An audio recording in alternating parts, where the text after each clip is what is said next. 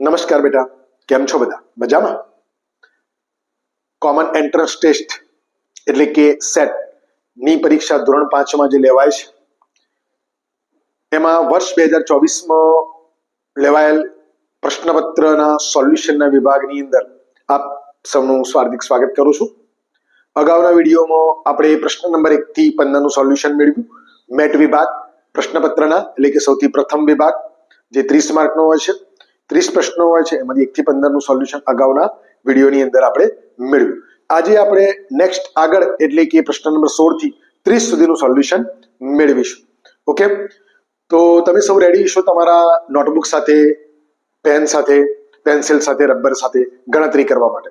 પરંતુ એ પહેલા એક વાત બીજી વાત કરી દઉં કે વર્ષ 2023 અને 24 ના પ્રશ્નપત્ર તમારી પાસે કદાચ હશે અને જો ન હોય તો આપણા વિડીયોના ડિસ્ક્રિપ્શનની અંદર રાજ્ય પરીક્ષા બોર્ડની લિંક મૂકેલી છે, જેના ઉપરથી તમે પ્રશ્નપત્ર ડાઉનલોડ તમે કરી શકશો. સાથે સાથે આપણા ગ્રુપની અંદર પણ મેં અગાઉ મૂકેલા છે, તો એમાંથી પણ તમે ડાઉનલોડ કરી શકો છો. ઓકે, તો શરૂઆત કરીએ છીએ પ્રશ્ન નંબર 16 થી સોલ્યુશન મેળવવાની. આશા રાખું છું કે આપ સૌને વિડીયો ગમશે. વિડીયો ચોક્કસ લાઈક કરજો. તમારા અન્ય મિત્રો વચ્ચે જે ધોરણ 5 માં અભ્યાસ કરી રહ્યા છે એમની વચ્ચે શેર કરજો અને ચેનલને સબસ્ક્રાઇબ કરજો, જેથી આવનાર નવા વિડીયો તમને મળતા રહે. ઓકે, પ્રશ્ન નંબર 16 ની સમજ મેળવી. દરજીને એક શર્ટ પર 6 બટન મૂકવા છે. એક શર્ટ પર 6 બટન, 15 શર્ટ પર મૂકવા કેટલા બટનની જરૂર પડશે? કેટલા બટનની વાત છે? તો કેટલા બટન બરાબર શર્ટ ગુણ્યા શર્ટ પરના બટન. પણ કેટલા શર્ટ પરના? તો એક શર્ટ પરના. ઓકે, કેટલા શર્ટ બનાવવાના છે? 15. અને એક શર્ટ પર કેટલા બટન છે?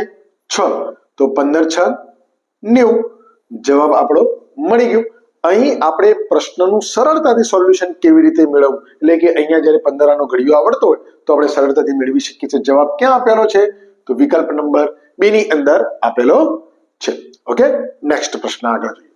પ્રશ્ન નંબર 17. 5 6 8 11 15 20 અને ખાલી જગ્યા એટલે કે સિરીઝ પૂર્ણ કરો એવી સૂચના આપેલી છે. તો જ્યારે બેટા પેટર્ન હોય ત્યારે અગાઉ પણ આપણે વાત કરી છે કે એક અંક પછી બીજા અંક વચ્ચે શું સંબંધ છે એ શોધી લેવાનો. તો અહીં તમે જોઈ શકો છો કે આ બેના વચ્ચે 1 ઉમેરાયેલો છે, આ બેના વચ્ચે 2 ઉમેરાયેલો છે, આ બેના વચ્ચે 3 ઉમેરાયેલા છે એટલે કે 8 3 11. આ બંને વચ્ચે 4 ઉમેરાયેલા છે અને આ બંને વચ્ચે 5 ઉમેરાયેલા છે. બસ 1 2 3 4 ને 5 ક્રમશઃ છે. તો હવે પછી કેટલા ઉમેરીશું? 6. તો 20 + 6, 20 + 6 બરાબર કેટલા થશે? 26. તો 26 જવાબ આપણને ક્યાં મળે છે? વિકલ્પ નંબર એ ની અંદર મળી જાય છે. ઓકે બેટા, પ્રશ્ન નંબર 18 ની સમજ મેળવીએ. કયો માસ બાકીના 3 માસથી જુદો પડે છે? જુદો પડવાની વાત છે. જાન્યુઆરી, એપ્રિલ, જૂન અને સપ્ટેમ્બર. તો જ્યારે આવી રીતે માસ આપેલા હોય બેટા, ત્યારે આ પ્રશ્ન શેના અંતર્ગત પૂછાયેલો છે? તો એના દિવસોના અંતર્ગત. આપણે જાણીએ છીએ કે જાન્યુઆરી માસના દિવસો કેટલા, અને ન જાણતા હોય તો આપણે જાણી લેવું જોઈએ. જાન્યુઆરી, ફેબ્રુઆરી, માર્ચ, એપ્રિલ, મે, જૂન, જુલાઈ, ઓગસ્ટ, સપ્ટેમ્બર, ઓક્ટોબર, નવેમ્બર અને ડિસેમ્બર. એટલે કે જે ઊંચો ભાગ છે આજનો એના 31 દિવસ અને જે ખાડાવાળો ભાગ છે એમાં જે મહિનો આવતો હોય એના 30 દિવસ. જો લીપ યર વર્ષ હોય તો 29 દિવસ હોય ફેબ્રુઆરીના, બાકીના ફેબ્રુઆરી મહિનાના 28 દિવસ. ઓકે, તો જાન્યુઆરી મહિનાના કેટલા દિવસ છે? 31. એપ્રિલના કેટલા છે? 30. જૂનના પણ 30 અને સપ્ટેમ્બરના પણ 30. તો શું જુદું પડે છે? આ 3 માસના દિવસો 30 છે, જ્યારે જાન્યુઆરી માસના દિવસો 31 છે, એટલે કે જાન્યુઆરી માસ જુદો પડે છે. ઓકે, નેક્સ્ટ પ્રશ્ન. પ્રશ્ન નંબર 19. દળ ગ્રામ પ્રવાહી તો શું હશે? લીટર, મિલીલીટર, સેન્ટીમીટર કે કિલોગ્રામ? હવે તમે અહીં જોઈ શકો છો કે દળ એટલે કે વજન, વજનની અંદર આપણે જનરલી કિલોગ્રામનો ઉપયોગ કરતા હોય છે, એટલે કે કિગ્રા, પરંતુ અહીં નાના એકમની વાત કરી છે, દળની વાત કરી છે, પરંતુ નાના એકમની. તો પ્રવાહી માપવું હોય તો શેમાં માપીએ છીએ આપણે? લીટરમાં, રાઈટ? પરંતુ અહીં લીટરનો ઉપયોગ નથી કરવાનો. લીટરથી નાનું માપ કયું? તો મિલીલીટર. લીટરથી નાનું માપ કયું? મિલીલીટર. તો અહીં જવાબ આવશે મિલીલીટર. આવી નાની નાની કાળજીઓ તમારે રાખતા રહેવાનો. ઓકે, પ્રશ્ન નંબર 20 સમજીએ. કોઈ એક શાળાના વર્ગમાં 35 વિદ્યાર્થીઓ છે. કોઈ એક પ્રસંગે શિક્ષક દરેક બાળકને 3 ચોકલેટ આપે છે, દરેક બાળકને 3. ત્યારબાદ તેઓની પાસે 2 ચોકલેટ બાકી રહી. શરૂઆતમાં શિક્ષક પાસે કુલ કેટલી ચોકલેટ હશે? તો અહીં બેટા આપણે ભાગાકારની અંદર જાણીએ છીએ કે ભાજક કોણ, ભાજ્ય કોણ, ભાગફળ કોણ અને શેષ કોણ. તો અહીં તમે જોઈ શકો છો કે 2 ચોકલેટ વધી, એનો મતલબ શું? શેષ. એનો મતલબ શેષ. દરેકને 3 ચોકલેટ આપી, તો એનો મતલબ શું? ભાજક. એનો મતલબ ભાજક. અને 35 વિદ્યાર્થીઓ કોણ? તો એ ભાગ ફળ થશે. તો આપણે શું શોધવાનું? તો સૌથી પહેલા કુલ કેટલી ચોકલેટ, એટલે કે ભાજ્ય શોધવાનું, રાઈટ? તો શું સૂત્ર થશે એનું? ભાજ્ય બરાબર ભાજક ગુણ્યા ભાગફળ વત્તા શેષ વધી હોય એ. તો અહીંયા ભાગફળ ભાજક કોણ? 3 ગુણ્યા ભાગફળ 35 વત્તા શેષ કેટલી? 2. તો આ બંનેનો ગુણાકાર કરીશું. તો આ બંનેનો ગુણાકાર કરતા જવાબ મળશે 105 વત્તા 2 બરાબર આ બંનેનો સરવાળો કરીશું તો જવાબ શું મળશે? 107. આ 107 જવાબ આપણને ક્યાં મળે છે? તો વિકલ્પ નંબર સી ની અંદર મળી જાય છે. ઓકે, નેક્સ્ટ પ્રશ્ન નંબર 21 જોઈએ. નીચેનામાંથી સિક્કાઓના કયા સમૂહની કિંમત સૌથી વધુ હશે? આ સમૂહ આપેલા છે 1 2. કયો સમૂહ? તો 20 રૂપિયાના 3 સિક્કા. તો આપણે કિંમત એની કરીએ તો 20 રૂપિયાના 3, તો 20 તરી 60 રૂપિયા. 10 રૂપિયાના 5 બરાબર 10 ગુણ્યા 5 બરાબર 50 રૂપિયા. 5 રૂપિયાના 7, તો 5 ગુણ્યા 7 બરાબર 35. એ જ રીતે 2 રૂપિયાના 15, તો 2 ગુણ્યા 15 સિક્કા, એટલે 15 દુ 30. તો કોની કિંમત વધુ છે? રાઈટ, 60 રૂપિયા. 60 રૂપિયાની કિંમત વધુ છે, એટલે આપણો સાચો જવાબ શું આવશે? વિકલ્પ નંબર એ. ઓકે, પ્રશ્ન નંબર 22 થી સમજ મેળવીએ. નીચેનામાંથી 5000 અને 1000 ના અડધા ભાગથી બનતી કઈ સંખ્યા? ભાગ બંને ભેગા કરવાના છે. શું ભેગું કરવાનું છે? તો 5000 અને 1000 ના અડધા. તો 1000 ના અડધા કોણ થશે? એટલે કે ભાગ્યા 2 બરાબર 500. તો આ બંનેથી મળતી સંખ્યા કઈ? તો આ બંનેનો શું કરવાનો છે બેટા? સરવાળો. 5000 વત્તા આપણને 500 મળ્યા, તો શું જવાબ આવશે? 5500. તો જવાબ ક્યાં મળે છે? વિકલ્પ નંબર બી ની અંદર મળી જાય છે. પરંતુ અહીંયા એક વાત યાદ રાખવાની, જો ઉતાવળ કરવામાં 5000 અને અડધા આ જવાબ આપણે સિલેક્ટ કરી દઈએ તો આપણો જવાબ ખોટો બની જાય છે, એટલે જરા કાળજી રાખવાની. નેક્સ્ટ પ્રશ્ન નંબર 23. જેની લંબાઈ 80 મીટર છે અને પહોળાઈ 10 મીટર હોય તેવા લંબચોરસ જમીન કેટલી જમીન ઘેરી શકે? અહીંયા ઘેરવું એનો મતલબ ક્ષેત્રફળ. શું છે એનો મતલબ? ક્ષેત્રફળ. અહીં માનસિક યોગ્યતા કસોટીની અંદર પણ કેટલાક પ્રશ્નો આપણા ગણિતના જ હશે. ઓકે, જેમ કે સિરીઝ પૂરી કરવી, 5000 અને અડધા ભાગથી બનતી સંખ્યા, એ જ રીતે આ દાખલો પણ ક્ષેત્રફળનો. એટલે ગણિત અને માનસિક યોગ્યતા કસોટી બંને ક્યાંક થોડા અંશે મળતા આવશે, અને બંનેનું વેઇટેજ એટલે કે 30 પ્રશ્નો 30 પ્રશ્નો એટલે કુલ 60 પ્રશ્નો અને 60 માર્ક એટલે 120 માંથી 60 માર્ક એટલે 50% નું વેઇટેજ ધરાવતા બંને વિભાગો છે, જે આપણે પાસ થવા માટે તથા મેરિટમાં આવવા માટે બહુ જ મહત્વના છે. ઓકે, આગળ જોઈએ ક્ષેત્રફળ. તો ક્ષેત્રફળનું સૂત્ર અહીંયા આપણે લંબચોરસની વાત કરી છે, તો લંબચોરસની વાત કરવાની. લંબાઈ ગુણ્યા પહોળાઈ. તો લંબાઈ કેટલી આપેલી છે? 80. પહોળાઈ કેટલી આપી છે? 10. તો 80 ગુણ્યા 10 બરાબર 800. પણ શું આવશે? અહીંયા મીટર શબ્દ આપેલો છે અને આપણે શોધવાનું છે ક્ષેત્રફળ. તો ક્ષેત્રફળનો એકમ થશે ચોરસ મીટર. ચોરસ મીટર. આવો જવાબ આપણને ક્યાં મળે છે? તો વિકલ્પ નંબર એ ની અંદર મળી જાય છે. ઓકે, પ્રશ્ન નંબર 24 સમજીએ. પાઈ ચાર્ટ એટલે શું? પાઈ ચાર્ટ એટલે કે જો આપણે ચાર્ટના પ્રકારો જાણતા હોઈએ તો પાઈ ચાર્ટનો આપણે સરળતાથી જવાબ આપી શકીએ. તો રેખીય ચાર્ટ, તો એની અંદર જ્યારે ચાર્ટની અંદર આવી જ્યારે રેખાઓ આપેલી હોય માત્ર લીટીથી, તો એને રેખીય આલેખ કહેવાય. પરિવાર વૃક્ષ, જેનું આપણે જાણીએ છીએ કે એકમાંથી એના બે મમ્મી પપ્પા, બાળકના એના પછી બે મમ્મી પપ્પા, એમના પછી બે મમ્મી પપ્પા, તો દરેકના બે બે એટલે કે પરિવાર વૃક્ષ. લંબા આલેખ એટલે કે જ્યારે આલેખની અંદર સ્તંભ હોય તો એ સ્તંભને આપણે લંબા આલેખ તરીકે પણ ઓળખીએ છીએ. તો આ ભાઈ પાઈ ચાર્ટ ન કહેવાય, આ પાઈ ચાર્ટ ન કહેવાય, આ પાઈ ચાર્ટ ન કહેવાય. તો પાઈ ચાર્ટ કોને કહીશું? વર્તુળ આલેખને. જે વર્તુળ આલેખ છે એને પાઈ ચાર્ટ તરીકે આપણે ઓળખીએ છીએ. ઓકે, નેક્સ્ટ પ્રશ્ન નંબર 25. 7956મો અંક 7ની સ્થાન કિંમત અને અંક 5ની સ્થાન કિંમતનો સરવાળો કેટલો થાય? તો સૌથી પહેલા અહીંયા 7ની કિંમત તો એકમ, દશક, સો, હજાર. સ્થાન કિંમત જાણવા માટે આપણે કોઈ પણ સંખ્યાનું સ્થાન જાણવું મહત્વનું છે. તો 7 કયા અંકમાં આપેલા છે, કયા સ્થાનમાં છે? તો એકમ, દશક, સો ને હજાર. તો એની કિંમત કેટલી થશે? 1000નું સ્થાન પણ કેટલી વખત 1000? તો 7 વખત 1000. તો એનો મતલબ કે 7000. રાઈટ? વત્તા સરવાળો કરવાનો છે. હવે કયા અંકની?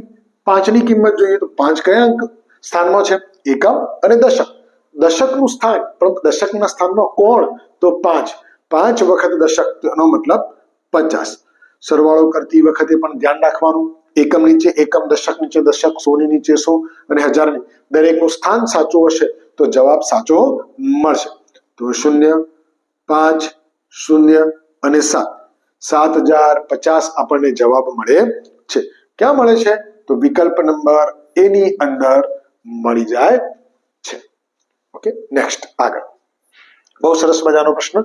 હેમંત પછી કઈ ઋતુ આવે છે? આપણે જાણીએ છીએ કે આપણા અંગ્રેજી માસ જાન્યુઆરી થી ડિસેમ્બર, ગુજરાતી માસ કારતક થી આસો સુધી, અને સાથે સાથે એમની પેટા ઋતુ એટલે કે સૌથી પહેલી હેમંત, પછી શિશિર, પછી વસંત, પછી ગ્રીષ્મ, પછી વર્ષા અને છેલ્લે શરદ ઋતુ. તો અહીં જ્યારે આપણે એ પણ જાણી લઈએ તો સૌથી પહેલી કોણ આવશે? હેમંત ઋતુ, જે કારતક અને માક્ષરની અંદર હોય લગભગ. ત્યારબાદ શિશિર. શિશિર પછી કોણ? તો સૌથી પહેલું હેમંત, પછી શિશિર. શિશિર ઋતુની અંદર આપણને પોષ મહિનો એટલે કે કારતક, માક્ષર, પોષ અને મહા મહિનો. ત્યારબાદ આગળ જઈએ એટલે કે વસંત ઋતુ આવે. નવા નવા પાન અને એ બધું. વસંત ઋતુ પૂર્ણ થઈ જાય એટલે ગ્રીષ્મ ઋતુ ચાલુ થાય એટલે કે આપણો ઉનાળો. ગ્રીષ્મ ઋતુ પૂરી થાય એટલે આપણી વર્ષા ઋતુ ચાલુ થાય અને વર્ષા ઋતુ પૂર્ણ થાય એટલે કે શરદ ઋતુ ચાલુ થાય.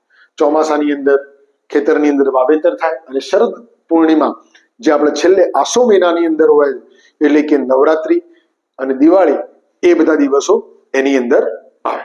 ઓકે, તો આ મેં ક્રમ લખ્યો તો તમે જાણી શકો છો. હવે હેમંત પછી કઈ ઋતુ આવશે? તો હેમંત પછી શિશિર, જે જવાબ આપણને બી મળી જાય છે. ઓકે, પ્રશ્ન નંબર 27 સમજીએ. 20 કિલોમીટર પ્રતિ કલાકની ઝડપે દોડતા એટલે કે ઝડપ આપેલી છે, દોડતા ટ્રેક્ટરને 110 કિલોમીટરનું અંતર કાપતા ખાલી જગ્યા સમય લાગે. અહીંયા સમય શોધવાનો છે. ઝડપ આપેલી છે, અંતર આપેલું છે, તો સમયની વાત કરીએ તો સમય બરાબર અંતર ભાગ્યા ઝડપ. જો આ રીતે કરીએ તો અંતર 110 કિલોમીટર અને ઝડપ 20 કિલોમીટર. ભાગાકારની કરીએ તો આપણે જો સાદી રીતે સમજીએ તો આનો ભાગાકાર કરીએ છીએ 20 × 5 = 100. 20 પંચા 100, 10 વધ્યા, ખાલી પોઈન્ટ મૂકીએ આપણે, નીચે શૂન્ય ઉતારીએ તે 100, તો 20 ફરીવાર પોઈન્ટ મૂકી, 20 પંચા 100. આપણે ભાગાકાર કરવાનું જાણીએ છીએ 0 0. શું થયું? આપણે સમય શોધવાનો હતો, તો સમય 5.5. આ 5.5 મતલબ શું? તો 5 એ પૂર્ણ છે, તો 5 કલાક, 5 કલાક. અને આ એટલે શું? તો અહીં અડધો કલાક, અડધો કલાક, અડધો છે, 0.5 એટલે કે અડધો. તો અડધાનો મતલબ શું? તો અડધાનો મતલબ 30 મિનિટ. તો અહીં 5 કલાક 30 મિનિટ આપણને મળશે એનું અંતર કાપતા. આ રીતે પણ કરી શકાય. ઘણા બાળકો ડાયરેક્ટ સીધું 20 ના 5 ભાગ કરે એટલે કે 100, અને પછી 10 કિલોમીટર બાકી રહ્યું, તો 20 કિલોમીટર માટે કલાક થતો હોય તો 10 કિલોમીટર માટે અડધો કલાક થાય. એ રીતે એટલે કે 30 મિનિટથી પણ જવાબ મેળવી શકે છે. એટલે કે આપણે અહીંયા જવાબ મળે છે વિકલ્પ નંબર સી. ઓકે, નેક્સ્ટ પ્રશ્ન નંબર 28. અમદાવાદ શહેરના મણિનગર નામના રહેણાંક વિસ્તારમાં લગભગ 2 લાખ વાહનો છે. તે પૈકી ચોથા ભાગના વાહનો 2 પૈડાવાળા છે. તો તેમની કુલ સંખ્યા કેટલી? કોની? તો 2 પૈડાવાળા સંખ્યા. તો 2 પૈડાવાળા વાહનો કેટલા? 2 પૈડાવાળા વાહનો બરાબર આપણે ગણતરી કરીએ તો કુલ વાહન ભાગ્યા ગુણ્યા ચોથો ભાગ. ચોથો ભાગ એટલે શું? તો 2 લાખ ગુણ્યા 1/4, એટલે કે 4 ભાગ કરવાના. 2 લાખ ને 4 ભાગ કરો તો શું થશે? 50, રાઈટ? એટલે કે 50,000. ઓકે, 50,000 વાહનો આપણને મળશે. કયા? 2 પૈડાવાળા. તો જવાબ ક્યાં આપેલો છે? તો વિકલ્પ નંબર સી ની અંદર મળી જાય છે. ઓકે બેટા, પ્રશ્ન નંબર 29 સમજીએ. 4 અંકની મોટામાં મોટી સંખ્યા. મોટો અંક કયો બેટા? આપણે જ્યારે અંકો જાણીએ છીએ તો સૌથી નાનો અંક 1 અને સૌથી મોટો અંક 9.